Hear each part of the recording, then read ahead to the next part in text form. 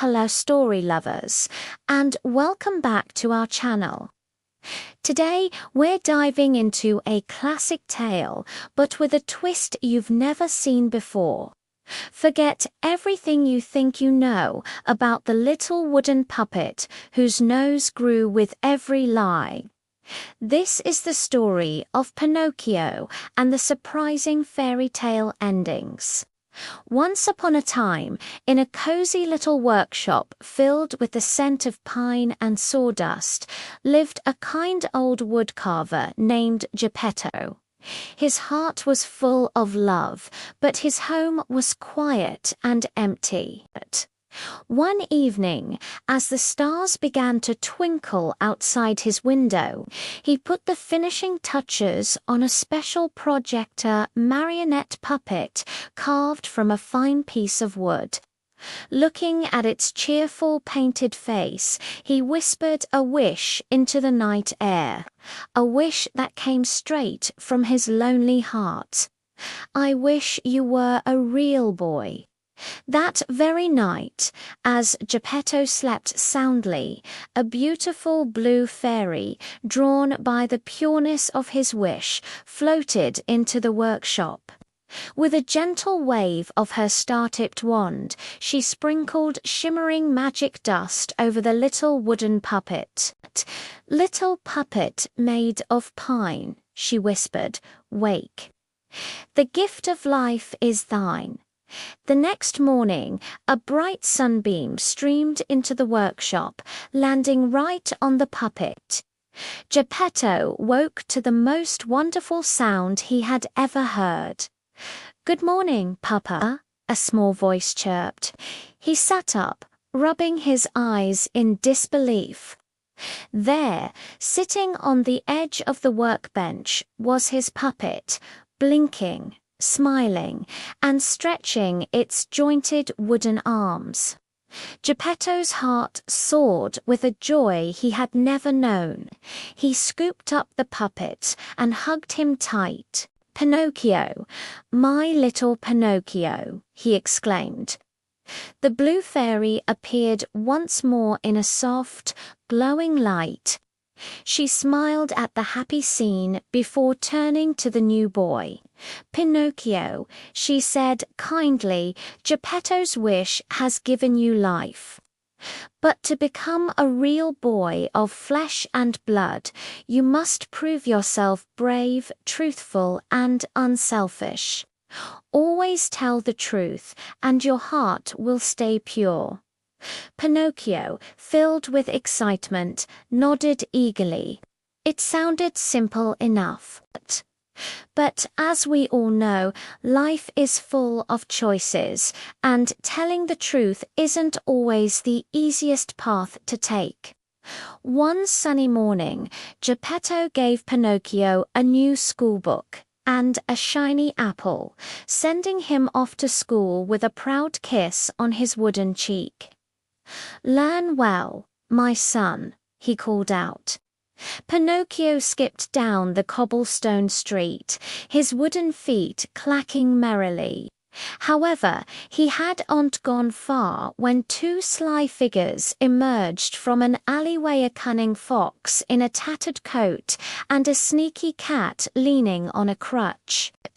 Well, what have we here?" hissed the fox, circling Pinocchio, a fine young lad on his way to boring old school. "Why waste your day with books when you could be a star?" The cat chimed in, "Yes, come with us to the land of toys. There are no schools, no rules, only fun games and candy all day long. You'll become rich and famous." Pinocchio clutched his schoolbook. He knew he should say no and continue on to school, just as his papa had told him. But the idea of fame and endless fun was so tempting. He hesitated, then a little lie popped out. "Okay, I'll go with you, but just for a minute," he said, trying to convince himself it wasn't a big deal. And then it happened. Asterisk, boop. Asterisk his nose, which had been a perfectly normal, small wooden nose, suddenly shot forward an inch. "Oh no!" he cried out, touching the tip of his now longer nose in shock. It's true what the fairy said. He braced himself for the fox and the cat to burst out laughing and mock him. But here comes our first surprise. Instead of laughing, the fox and the cat's eyes widened. They looked at Pinocchio's nose, then at each other, and a strange expression washed over their faces was guilt. The fox cleared his throat. We're sorry, Pinocchio," he stammered. "We shouldn't have tried to trick you. Lying feels bad." It seemed the Blue Fairy's magic wasn't just for Pinocchio. It was a lesson for everyone around him. When Pinocchio told a lie, his nose grew, but when others lied to him, their own hearts felt the weight of it. That day, everyone in the village learned a powerful lesson. Honesty doesn't just keep your own heart pure, it spreads kindness like a magical ripple. Later that week, as Pinocchio was helping Geppetto in the workshop, the air began to shimmer, and the Blue Fairy appeared once more.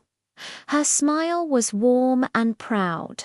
"Pinocchio," she said, her voice like tinkling bells, "you have learned the value of honesty, and your heart has grown wiser. But to become a real boy, you must pass one final test. A test of courage and kindness." Before Pinocchio could even ask what the test was, the workshop around him dissolved into a swirl of sparkling colors. The scent of sawdust was replaced with the fragrance of roses, and the sound of hammering faded into the music of a grand ball. He had been transported into another fairy tale. He found himself in a magnificent palace ballroom. Right at the moment, a heartbroken Cinderella was watching the Grand Duke try the glass slipper on her stepsisters. But then, disaster struck. One of the clumsy stepsisters knocked the slipper from the Duke's hand, and it shattered into 1,000 tiny pieces on the marble floor. "Oh no!" Cinderella cried, tears welling in her eyes. "Now I can never prove it was me. I'll never meet the prince again." But Pinocchio, seeing her despair, didn't hesitate. He quickly found a piece of shimmering crystal wood left over from the palace decorations. Using the carving skills he'd learned from Geppetto, his little wooden hands worked with incredible speed and precision. In just a few moments, he had carved a beautiful, sparkling new slipper. "Try this," he said, offering it to Cinderella. She slipped her foot in, and it was a perfect fit. The prince's eyes lit up, the fairy tale was saved, and Cinderella's happiness was all thanks to Pinocchio's quick thinking and kind heart. No sooner had the prince and Cinderella been reunited than the world swirled around Pinocchio again. This time he landed in a dense, dark forest. He heard a little girl's voice singing and saw a flash of red. It was Little Red Riding Hood, skipping on her way to her grandmother's cottage. But hiding behind a large oak tree was the big bad wolf, licking his lips and planning his scary trick.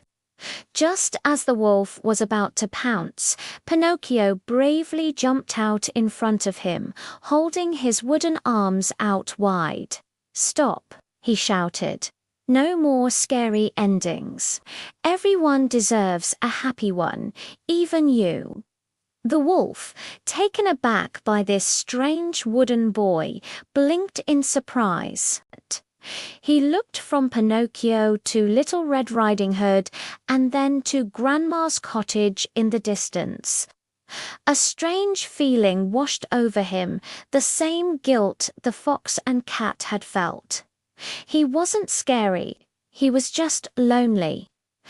The wolf's fearsome snarl slowly turned into a sheepish smile. He apologized to Little Red Riding Hood and promised to be a friendly neighbor from then on. Instead of a scary encounter, they all ended up sharing the basket of goodies at Grandma's house.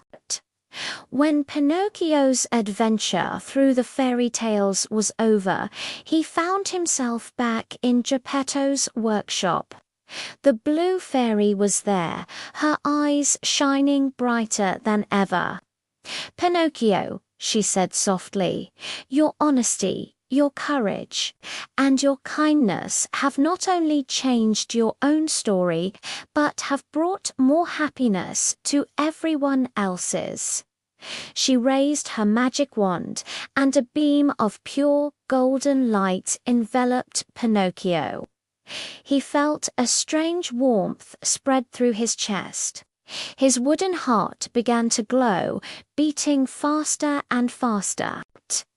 It turned warm, soft, and filled with a love so powerful it made his whole body tingle. He looked down at his hands. They were no longer made of wood, but of soft skin. He wiggled his toes. They were real. He had finally, truly become a real boy. Geppetto, with tears of joy streaming down his face, rushed forward and hugged his son. "Oh, Pinocchio, my boy, my real boy," he cried, holding him tighter than ever. "You've made me the happiest father in the entire world." And from that day on, Pinocchio lived a life full of love and adventure, a boy whose heart was as real and true as any, proving that the greatest magic of all is the kindness we share with others. What did you think of this brand new ending for Pinocchio? Let me know in the comments which fairy tale you'd like to see us remix next. Thanks for watching, and don't forget to like this video and subscribe for more surprising story adventures. See you next time.